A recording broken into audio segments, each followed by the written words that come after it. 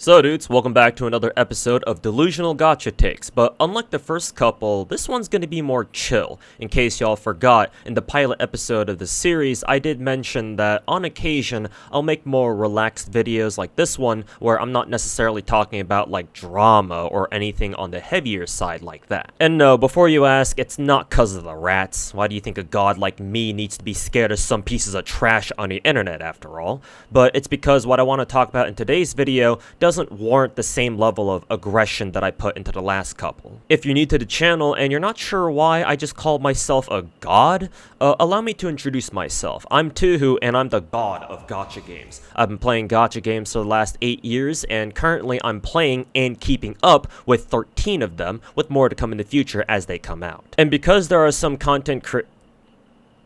individuals out there with more than 46 chromosomes who heard me call myself that and got triggered off the face of the planet, which, by the way, is hilarious seeing them crash out like that, I'd like to clarify that I don't call myself the god of gacha just because I play a whole bunch of gacha games or just because I spent a whole lot of money on them. I call myself the gacha god because I know gacha. I know what they truly are, I know how they work, how you're supposed to play them, what to look for to know if a gacha is like a good one, and most importantly, how to improve them. Or in other words, contrary to popular belief, it's not just because I have an ego about it, but it's also because I have both the experience and the commitment to gacha games to call myself such, which many people out there who recently came across my videos in the last couple of weeks seem to lack the mental capacity to comprehend. Sorry, did I say I wasn't going to be as aggressive in this video? I lied. I'll keep it to those certain individuals though. But enough trash talk for now. In this video, I want to talk about the tendency of big gacha players, people who mainly play or only play any number of what I like to call the big four gachas, Genshin Impact, Honkai Star Rail, Zenless Zone Zero, and Wuthering Waves, to create content that suggests that the game they're talking about is like the best or the greatest at something. And the examples of such that I'll bring up throughout my video here are the following. These two videos by Honkai Chaser that say Zenless Zone Zero is the hardest gacha game out there, and these videos saying Wuwa's 2.0 patch is the best patch in all of gacha gaming. There are of course a lot more examples out there of what I'm talking about, but these are the ones that I just happened to come across. I'll give you the bottom line here first, and then go into the examples listed above. I'm not a fan of people saying that whatever gacha they play is the best at any one particular thing in the entire spectrum of gacha games. For example, saying that your gacha is the hardest gacha to play, or that one patch in your gacha is like the best patch out of any gacha game out there. And I got two reasons as to why. First is simply because many, if not most, of the people who make videos or tweets like this, they don't have to be just videos, they can be tweets too, don't play many other gacha games that aren't the big four, right? Checking the channels of the people who made the first couple of videos that I'm using as examples here, Honkai Chaser appears to upload mainly Hoyo content, such as Honkai Impact and more recently Zenless Zone Zero. Ethan seems like he mainly puts up Wuwa content nowadays, though if I search his video history, he did start out on Genshin at least, and Sikamen Ramen's been doing more gaming news lately, but he's done plenty of gacha content before. But outside of a few exceptions like Sikamen doing videos on GFL2 and Reverse 1999 a while back, it seems like none of these guys play much else in terms of gacha. Technically, Honkai Chaser has played quite a bit of Honkai Impact, and Honkai Impact definitely isn't one of the big four, so he's the main exception here, but true to his name, his content consists of entirely Hoyoverse games, so I don't know if he's played any other gacha or not. It is possible that they do play others besides the ones that they make content for. It could just be that they just don't make content on them, or maybe they only stream them instead of making dedicated YouTube videos for them if they do stream. I myself play 13 different gacha games, but I don't like make regular content on all of them, clearly. But for like 8 or 9 of them, I do have these whales logs or dolphins logs videos that I make at the end or the beginning of every month. What this bald retard doesn't get is that these videos were never meant to get a whole ton of views or anything like that. I make them because I think it's kind of cool to document the progress on some of my gachas and see how much they've changed or improved over the months and years, and they're there if anyone wants to follow along. Tectone called himself a fan of my content or some bull like that, or at least he used to be. So he should have known that, considering my very first Whales log that I did for my FGO account is older than his entire YouTube channel. He even had hair back then too, but all the React Andy slop content he does nowadays made all his hair fall out, I guess.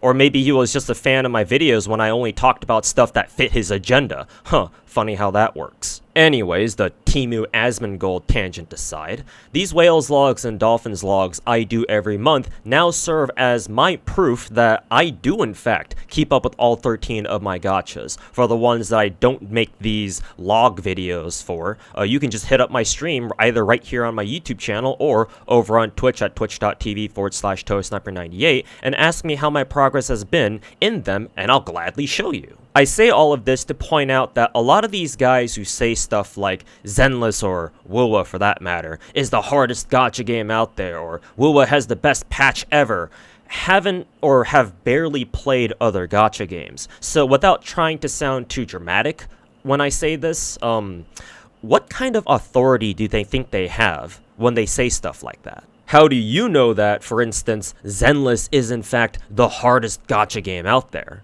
I know that there are plenty of Wuwa players and content creators alike who will gladly disagree, and by the way, since I get the feeling this might happen, please do not harass Honkai Chaser for that. I'm only bringing him and his content up as an example for my video, so leave him the alone. It's pathetic enough what a lot of the Wuwa community's turned into, and the fact that pieces of like these three exist doesn't exactly help. Battle Tower is really challenging, don't get me wrong, and Honkai Chaser was doing like, I don't know, floor 70 I think it was, or something like that when I checked his video, and that's a lot more impressive than my lazy ass stuck down there at only floor 30.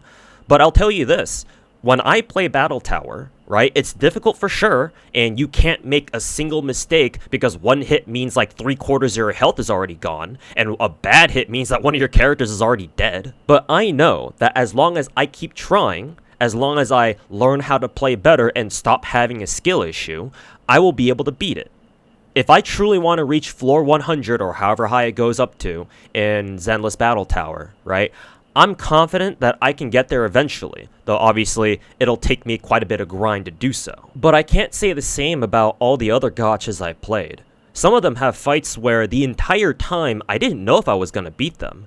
FGO, for instance, is the gacha that I know the most in terms of its mechanics, like how to play and such, and it's the gacha that I've been playing for the longest, and there have still been some fights, some challenge stages that is, where not only did they take an hour or two to clear each, but I wasn't confident that I could clear it to begin with. And oftentimes I didn't, and I had to do that all over again. Girls Frontline 1 had hard mode event stages that even when I was following guides on YouTube telling me what to do, I didn't know if I could still beat them, both due to map RNG and my own micro, or the lack thereof. Arknights had a couple of Risk 18 contingency contracts that I struggled with, one of which I just threw my hands up and said, F it, I'm just looking up a guide. And don't even get me started on Blue Archive raids. Nexon can actually go F themselves. How do you know that, for example, Wuthering Waves 2.0 patch is the greatest patch in gacha history? Right? It was amazing, don't get me wrong. Rina Sita is a huge improvement over Huanglong. The game got much better visually. Flight is cool, among other things. A lot more things, actually. But the greatest patch in gacha history levels of good? Because Snowbreak Containment Zone had a patch that turned that gacha into a full-on Gunner or Coomer game, whichever terminology you prefer, with characters and skins that look like this these days, when at launch it was a lot more conservative. And I know what you're thinking, you know, oh, Gunner content doesn't mean it's the best patch ever, which, you're right, on its own it wouldn't be, but that patch for Snowbreak was one of the crucial reasons why that game was able to avoid EOS.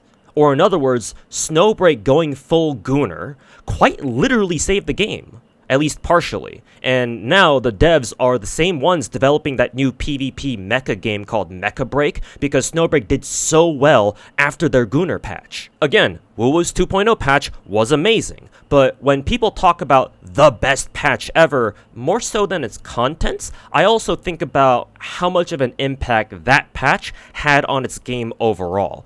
Wuwa 2.0 had a ton of impact, that's undeniable. But even if it weren't that amazing, it wouldn't have, like, killed the game or anything like that. Like, people would still keep playing, myself included. Snowbreak's Gooner patch, on the other hand, had end of service on the line. And if it did EOS, it would have killed off not just Snowbreak, but also Mecha Break, most likely. And all that was just for one other gacha. I'm sure that there are other gacha games out there that have had just as impactful patches that changed them drastically for the better, if not even more. My point here is that saying, again, for example, Wuthering Waves has the best patch in gacha history doesn't have much weight to it if the person or the people saying that have only ever played Wuwa and maybe some Hoyo games, and that's it. Obviously, gacha games are so much more than just the big four, and just because you don't play them doesn't mean that they all of a sudden don't exist. I try not to generalize my statements like that because I understand that gacha games are very nuanced, and there's a lot of things to consider when you talk about them. So if someone who runs around calling themselves the god of gacha tries not to do that, what makes you think you can? Some of you may point out that maybe I'm just taking this a little too seriously. Like, come on, bro, it's just a few clickbait titles, man. Like, it's not that deep. I even said before in my last Delusional Gacha Takes video that I get it, this is just how content creation is nowadays. To that, I'd just like to point out the fact that those pieces of trash that I mentioned earlier got triggered enough by me calling myself the Gacha God that they made their own dog react videos where they did nothing but throw around personal insults because actual counter-arguments are beyond their mental capacity. So clearly, I'm not the only one who takes things too seriously. Two wrongs don't make a right, but theirs are worse, so they can go themselves. Oh, I know, maybe they should go get their Twitch channels banned again. Ha! The second reason, and the far more important one, is because of this. This sort of language encourages people to build a media echo chamber around themselves and their favorite gacha. Obviously, it's not just content creators who say stuff like, oh, Zenless is the hardest gacha game, or Wuwa has the best patch in gacha history. Many regular players who don't stream or make videos share similar or the same opinions even, and haven't really played other gachas outside the big four. But even if the content creators themselves understand that what they're saying is not necessarily true and they're just exaggerating and playing up for the views, most of their viewers certainly won't. Because they don't play other gachas, regular players don't have the knowledge or the experience to say otherwise when some piece of shit like Saint Tontus starts screaming in their faces with the biggest megaphone he can get his hands on, about how Wuwa is the best gacha game in the world and Hoyo games should all just burn in hell. Those regular players were also probably already fans of Wuwa to begin with, which also means that they probably weren't big fans of Hoyo games to begin with, and hearing a content creator validate their feelings for the game makes them feel good about themselves. And so that's how the media echo chamber is built. And once people are trapped in there, it's really hard for them to break themselves out of it. And all the while that they're in there, they're constantly subjected to whatever propaganda that's bouncing around inside there. And eventually their thoughts decompose into nothing but Wuwa good, everything else bad, and if anyone even looks at Wuwa funny, then they start swarming around to neutralize the threat like they're a bunch of wasps. And this is not the sort of behavior I want to see.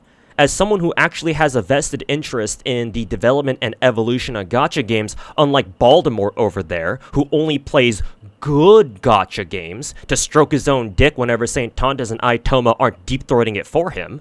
I mean, hey, judging by this clip here, the only thing that you put in place is my dick in your mother's mouth. Hey, I'm just saying, I think Tectone should at least get some practice in first, and he's got these two holes ready and waiting, so while those two go off and get some more of Techie's nut stuck in their teeth, unlike them, I prefer seeing people actually have discussions on how they want to see their favorite gachas improve, and Wuthering Waves is no exception if that's the only thing y'all learned from their first anniversary drama recently. No gacha game out there deserves such a level of praise that players and content creators alike treat it and its developers like they're some sort of like God's gift to the planet or something. I mean, besides, I don't remember gifting y'all shit anyway.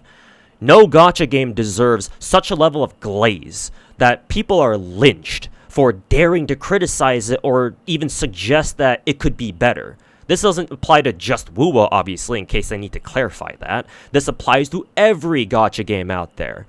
No gacha game is perfect, not even the ones that I hold in the highest regard, which includes Wuwa too, in case you didn't watch my gacha tier list video. For normal players, I can sort of forgive them for having or adopting this kind of mentality that their favorite gacha game is like the best at this or that. Maybe they can't or don't want to play a whole ton of gacha games like I do, which is fine, by the way, nothing wrong with playing just 1 or 2 gachas on its own, so they have to be a lot more careful with which ones that they do play. So of course they'll care about the ones that they actually play the most. But for fellow content creators, I can't cut them the same kind of slack. Your viewers see you as mentors, role models even. Whether you care about it or not, you have the power to influence their decisions and their thoughts. So if you decide to propagate a one-sided narrative, no matter how seemingly small, like, oh, I don't know, like Hoyo or Kuro has the best gacha story or whatever, your viewers will buy into that if that's how you've cultivated your audience. Even if you say, well, I don't actually believe that myself, I'm just doing this because that's what my viewers want, or, oh, what was the popular gacha on the streets right now, so I want to capitalize on that to build up my own channel. I mean, that's kind of like saying you don't like doing fentanyl yourself, but you ain't got a problem being a fentanyl dealer and like pulling up the parties to, sell some to people, and now they rely on you for more. I'm sure that's a great way to build a following. I wouldn't know because I find that pretty repulsive myself, but what I do know is that this is horrible for the overall gacha space, which is sort of what I care about, gachas as a whole. But I do want to recognize that not every Hoyo or Wuwa player out there is like this. There are still people out there who stay in their lane, so to speak. Instead of saying, oh, Zenless is the hardest gacha game, or Wuwa's 2.0 patch is the best patch in gacha history, right? It's more accurate to say something like Zenless is the hardest Hoyo gacha, or Wuwa's 2.0 patch is the best patch in Wuwa history, like this tweet right here. I don't mind something like this because it's kept within the realm of the game that they're talking about, and it doesn't overstep its boundaries. They're not trying to sensationalize what's going on, or at least not to the same extent that other people do. My hope is that people either refrain from having such sensationalist attitudes towards their favorite gacha games, or at the very least, if they still want to be, they expand their horizons a bit and play other gachas first. Like I said, a whole ton of other gacha games out there outside the big four, you should try some of them. Like, I understand that gacha games are a huge commitment. I would know, I play 13 of them. And that combined with most people's tendency to play what's popular creates a situation where a lot of gacha players out there are either scared or simply uninterested in trying out anything else. Hell, technically, you don't even have to, actually physically play those other gachas. You can just, watch videos on them, or ask people who already play them, what their game is like. Though, preferably, you should still try to play them yourselves so that you can form your own opinion. But if you're gonna say something like, oh, Wuwa is the best gacha game ever, and I look at your YouTube channel or your stream VODs, and the only gacha I see you play or make content on is Wuthering Waves, or the only content you have on your channel is React Andy Slop, then, I'm sorry, but your words don't mean shit. That's kind of like your average American saying that, oh, America's the best country in the world, USA, USA! And they've never been outside the US in their entire life. And I ain't out here trying to tell y'all to go pick up a dozen different gacha games and shove them down your own throat like Teki shoves his dick down Thomas and St. Tontus's. Like I said, even one gacha is a huge commitment for most people. So however many extra you want to pick up is up to you, however many you're comfortable with. You don't even have to play them every day. As long as you make an earnest effort to learn how other gacha games work, you can then compare how your favorite gacha, Genshin, Star Rail, Zenless, Wuwa, whichever, to these other gachas that aren't as popular. It will expose your favorite gacha's weaknesses, but it will also give you a bigger appreciation for what they do right. And even if you take my advice and try other gacha games and you're still kind of like, nah, I still prefer Wuwa, for example, that's fine too. At least you gave those other gachas a shot.